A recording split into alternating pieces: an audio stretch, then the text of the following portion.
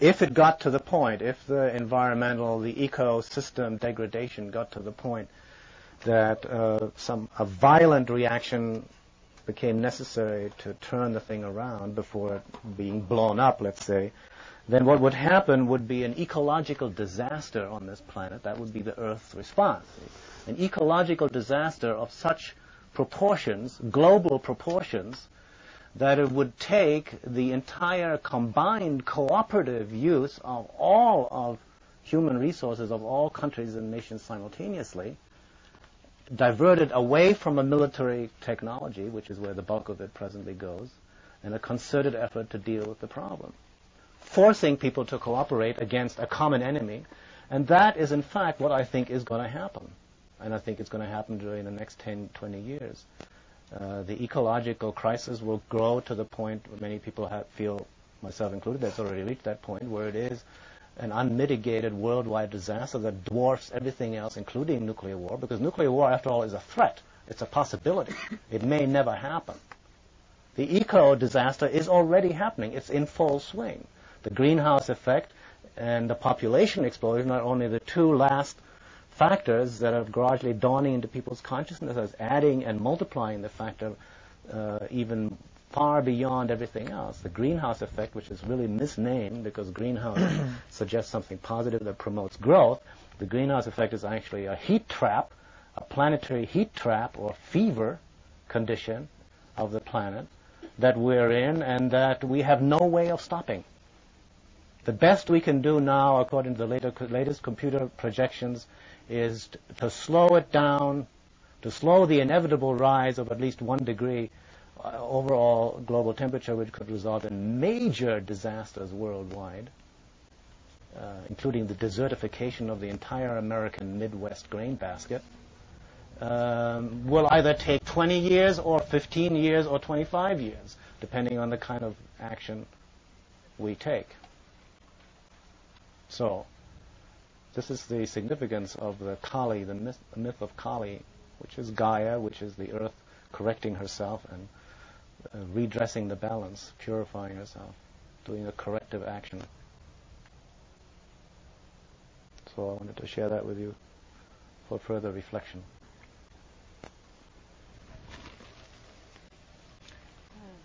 The image that I always hold of all of this, because I try to be a rationalist and an optimist, and it's very difficult to be both, I think. But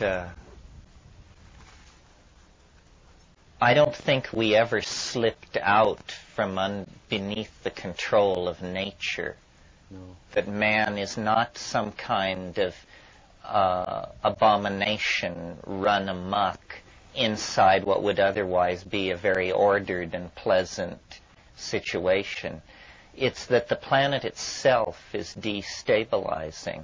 The last 10 million years have been more unstable, with more glaciations than the previous 100 million years. And the appearance of human populations is simply to the present moment, the most extreme example of the destabilizing forces loose on the planet. But evolution does not proceed at a steady rate. It appears to go faster and faster. And historical time is like the career of intelligence just putting the pedal to the floor, and you're pushed back in your seat and you begin to accelerate. This is what history is, and we are now accelerating at such a rate that, as Ralph very eloquently pointed out, there are processes in motion that are real and measurable that show beyond a shadow of any controversy that we are living in times such as have never been known before. The dissolution of the ozone in the atmosphere, the clearing of the Amazon, the pandemic spread of diseases and information, the complete globalizing of the whole human family so that we essentially do live in a global village. What happens in Bangladesh and Argentina and Anchorage is all reported everywhere in the same day. The kind of ecocatastrophes that Ralph mentioned, the AIDS epidemic is one of these. The AIDS epidemic, like the spread of nuclear weapons, another epidemic, have been a wonderful stimulus to sober thought about our condition. And, I believe that the Chernobyl disaster in the Soviet Union was really what turned the Kremlin leadership toward rethinking their foreign policy, because the explosion of a single power plant was like dropping a drop of ink in a glass of water and watching the entire glass of water turn slightly gray. And we're talking about the atmosphere of the only planet suitable for human life that we know of.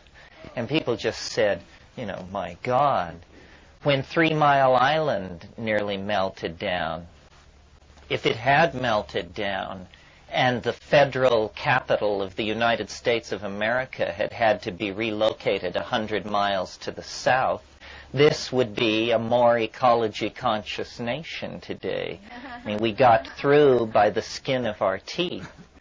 But the image that I think is large enough to contain the violence and the desperation of the situation and still offer some hope is the image of birth. That we are somehow the children of the planet. We are somehow its finest hour.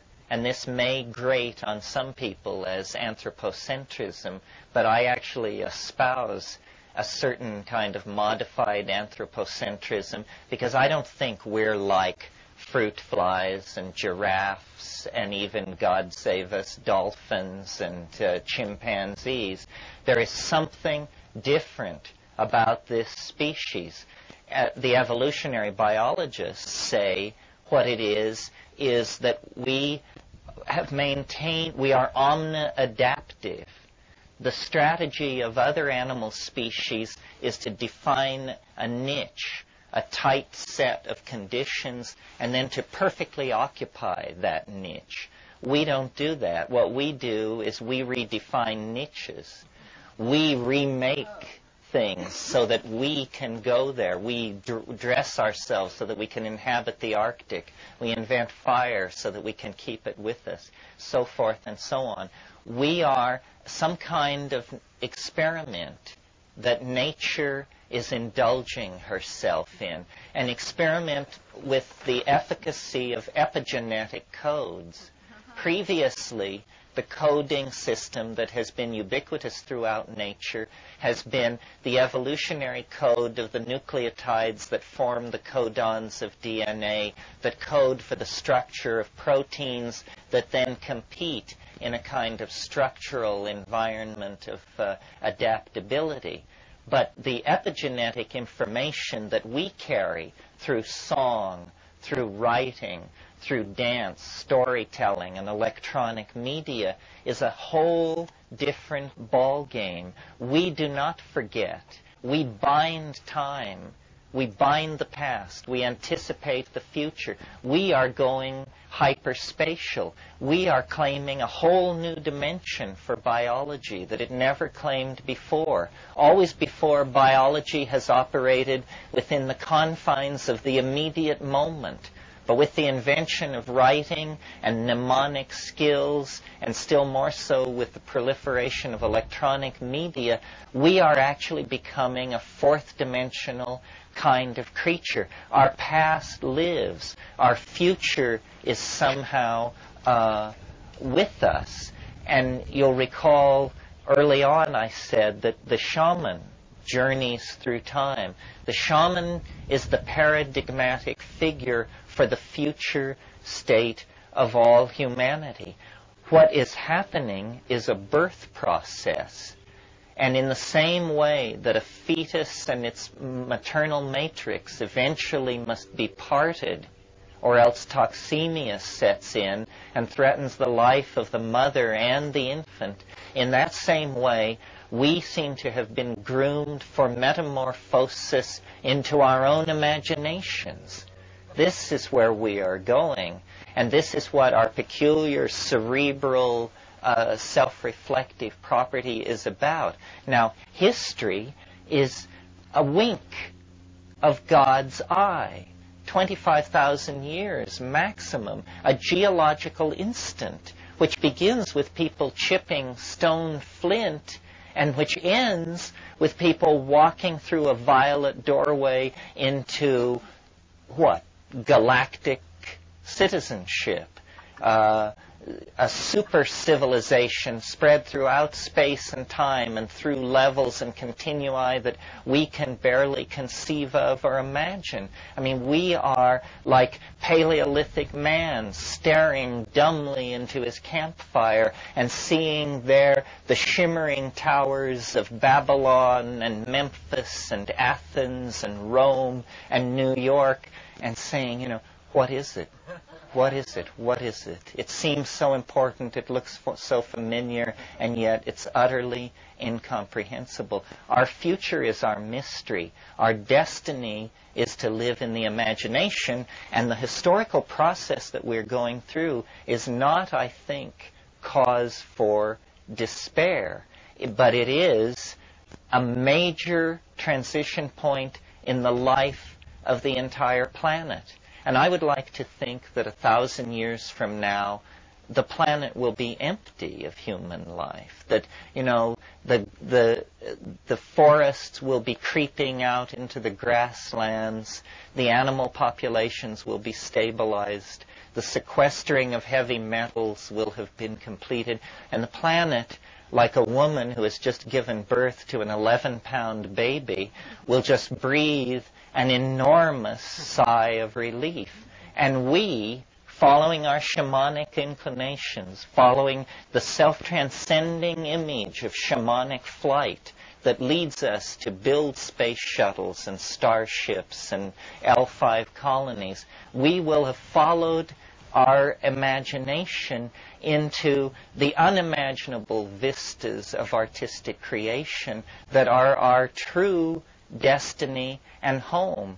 And we are now in transition, the most difficult part of any birth process. Blood is being shed, there's screaming and groveling and waves of tension sweeping through the planet, sweeping through the human population, but it is an anticipation of a higher, wider, freer, kinder kind of being that we have always held up as an ideal for ourselves with the notion of the shaman, the superman or woman who knows the secrets of the animals, moves with the subtlety of the wind, is always capable of appropriate behavior, is at home everywhere, and leaves no mark.